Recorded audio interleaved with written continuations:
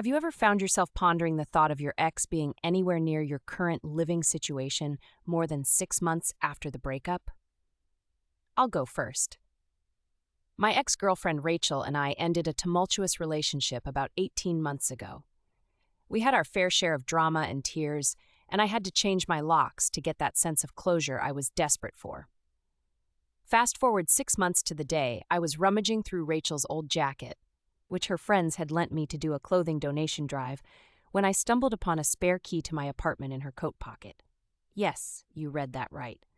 She, Rachel, had been carrying a spare key to my place all this time. I was taken aback and couldn't process the situation initially. I thought back to the times when I thought we both were on the same page of respecting each other's space. It all made me question whether I had misjudged the entire situation. My mind was racing. What was she thinking when she had taken that key? Did she plan on just dropping by any time? How could I have let someone so close to me carry that much authority over my living situation without me knowing?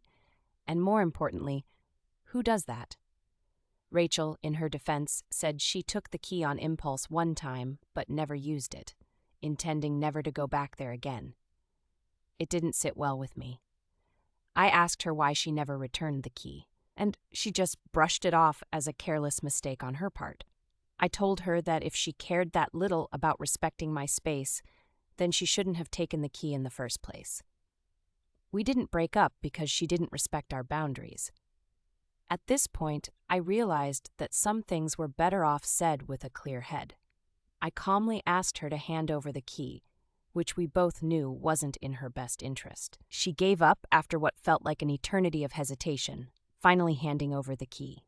That simple act broke a huge barrier and reminded me that some issues are easier to resolve by communicating directly and honestly, rather than trying to justify or rationalize past situations.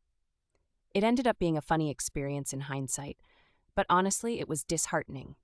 It served as a painful reminder of how we once valued each other's trust. Rachel now has her own set of keys for her own place, not hers anymore, of course, and I've made sure to get a fresh set for my new apartment. But let's be real, that spare key still brings a chuckle whenever I remind myself of the day I